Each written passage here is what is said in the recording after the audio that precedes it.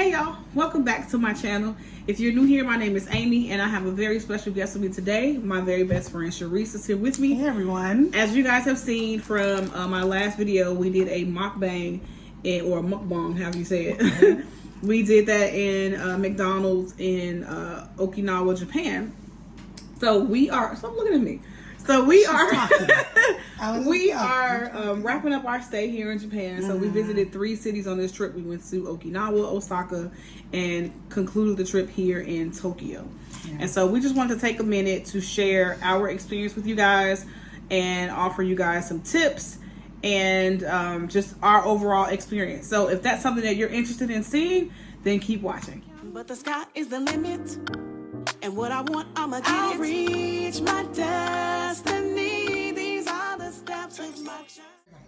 I would rate the cities that we visit in order. So my first would be Okinawa. Okay. That would be definitely number 1 in my book. Because of the beautiful beaches. I was able to go to the beach. It was nice. The people were very friendly. And yeah, I just like the vibe of Okinawa. My second would be Tokyo. Tokyo, in the city, just the fast pace, the lights. You know, it was a really good experience. Okay. My third would be Osaka because it was hotter than fish grease. In Osaka, it was so hot. In Osaka, although we did do some really cool things in Osaka, like the ramen noodle museum. We also did Universal Studios in Osaka, so we really did some cool things in Osaka. Had some really good food in Osaka too. We did. But y'all, walking from the metro to our Airbnb and walking from our destination to wherever we had to go to walk, it was hot. It was hot. And so number 1, Okinawa. Number 2, Tokyo. And number 3 will be Osaka. So I think I agree with you. My would be, I would say Osaka first. Then yeah, because well, you wanted to do the adventurous side of me. Right. So like doing Universal Studios and the ramen museum and that was fun. Really kind of being out and about. That's more of my speed. Yeah. And then of course Oki because of the beach. It was just calm. It was very. I think that's the difference between like Okinawa and Osaka and Tokyo. The first 2 destinations were like super chill. Yeah. You know, even Universal Studios, it was crowded, but it was chill. And then Tokyo was like going to the big city, like, you know, you would say, oh, Japanese people are quiet. Not in Tokyo, they not. Right. They honk their horn. They like, you know, we're walking and they were like yelling and cussing behind us. And like, you know, like they're really like, it's urbanized, very much urbanized. So, but I enjoyed all 3 cities. But my order would be Osaka, Oki, and then Tokyo. You know, it's interesting to see the difference in all 3. Yeah. Although it is Japanese country, you know, it's still different in each region that we were in. So that was really cool too. It was. It was. Number 1, I would probably got a little bit more yen. I did $100 in yen. I probably would have did $200 in yen, or maybe $150 in yen. Agreed. Number 2, what would I have done differently? You know, it's different going on a trip with a girls group, right? True. And then having an odd number with the group. So I think if I was to do it again, I would have made sure that we would have evened out the number. Okay. Just probably got somebody else to make it a 4 group trip versus a 3 group trip. And that way, if 2 people wanted to do one thing, another 2 people, and it will be safety, right? Because there'll be a partner with each person. For me, I would have, in hindsight, I would have booked every single excursion in advance. We did not anticipate the crowds. So like things sold out quickly, and what was interesting to me is that even though we were in like these touristy areas, it wasn't the tourists that was selling the stuff out. Like it's the Japanese people. Like they do this stuff. This is their life. Shibuya, When we went to Osaka in Dontadori, we wanted to do the river cruise. It was sold out. Getting the tickets for Universal Studios. Thankfully, we were able to get into Super Mario World, but we weren't able to. They sold out of express passes, like, you know. So everything, even going in Tokyo, we went to Shibuya to do the staircase, the skyscape. Like, it was sold out up until October. So that's my tip that I would have. That's what I would do differently. Book everything ahead of time. Like, everything you plan to do, if you gotta get the ticket ahead of time. Yeah. And let Klook be your friend. Absolutely. You know, go on Klook. And you know what? What I didn't know until we got here is go ahead and download Go Taxi. Because if you're not the type of person that knows how to figure out subway, trains, transit, go ahead and download Go Taxi. So thank God for Aaliyah on this trip. Right. Aaliyah, she had to deal with it. Listen, she was our godsend for transportation on this trip, honey. Like, she figured out the transit system. She figured it out quick. She, used, what was it, Google Maps. Yeah. And, she figured out which train stations we need to get to. So, absolutely. And that's the stuff that people don't really share on, like, TikTok. They show you all these places and what we did, but nobody really gives you, like, the tips. Right. If you don't speak the language, it can be really challenging. Yeah. Oh, okay. So traveling as a POC, a person of color, traveling as a Black female at that too, I felt very comfortable here in Japan. Did we get the stares? We did, but they weren't rude with it. We've either had people say, "Hey, beautiful, you look beautiful." Even when we put on the traditional, the kimonos, like, they were like, "You look beautiful," and of course, we knew that they were talking about us. We're the only Black ones that's around here, walking around. And then when we did see other, it's so fun. But yeah, I think overall, I would rate it a high 8.5. Okay. For me, I think the stairs. It wasn't necessarily the stairs because we were Black. I'm telling y'all, I think if those people could speak English fluently, and if it was a part of their culture to be, like, bold and outspoken, they would have asked if these were real. Those were the stares that I got, because it was like, oh.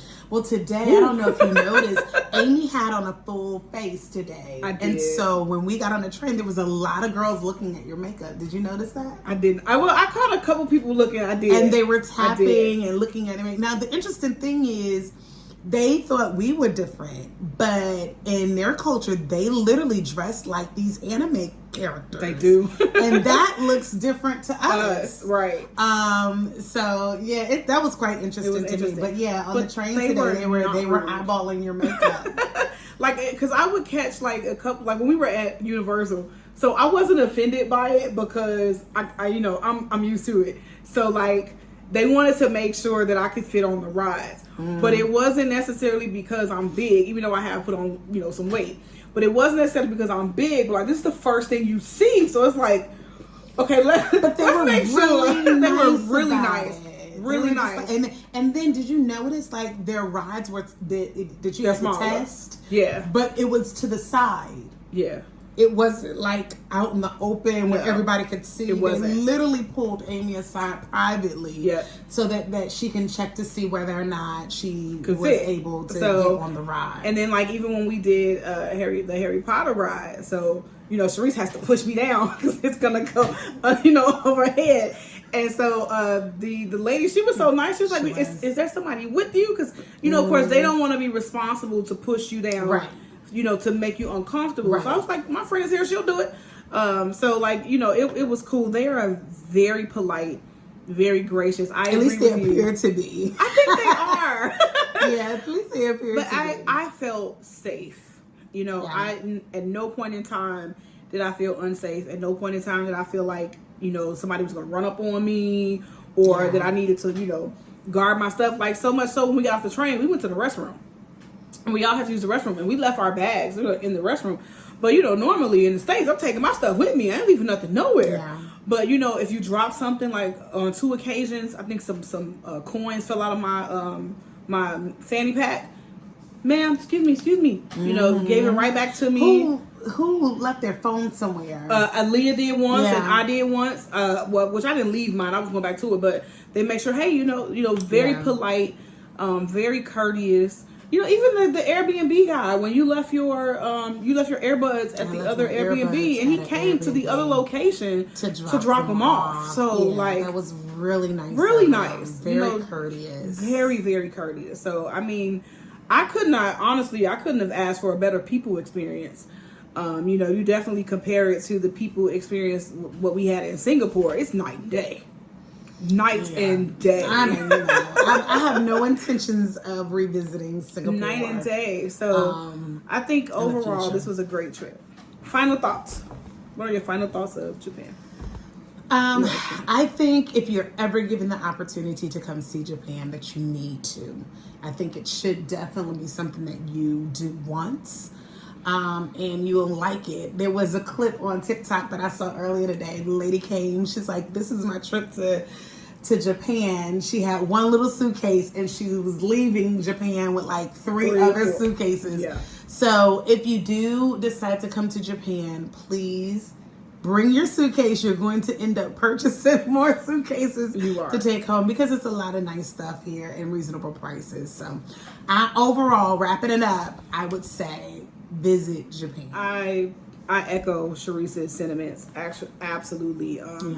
I enjoyed this trip, and what it did for me is it put space in perspective for me.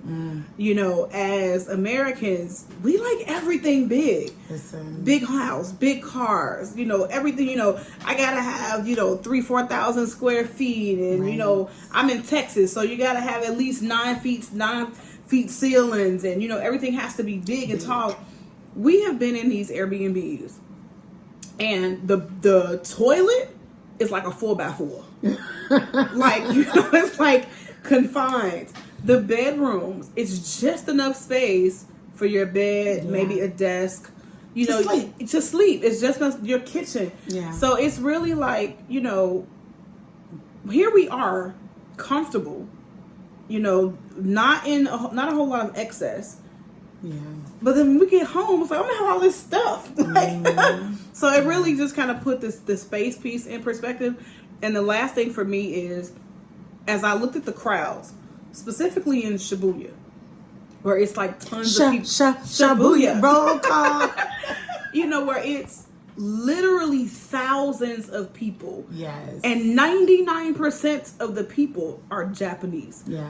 They get out and they explore and they indulge in their culture.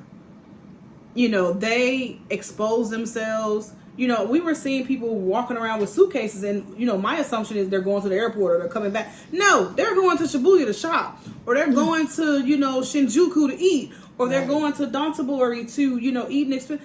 Like, they enjoy their environment. The things that they've built, they enjoy. It's not for tourists. It's for them. So that's the takeaway for me. Like, as an American, I'm already on a mission to see the States, but it's my business to go experience my culture where I live. Yeah, like, you know, they do that, you know, so that's my takeaway from the trip. Another takeaway that I have is that it's okay to be quiet. I really enjoy the peace and quiet that Japan has to offer. Listen, we ride in the taxis, in the subway, when we walk in the street, it is quiet.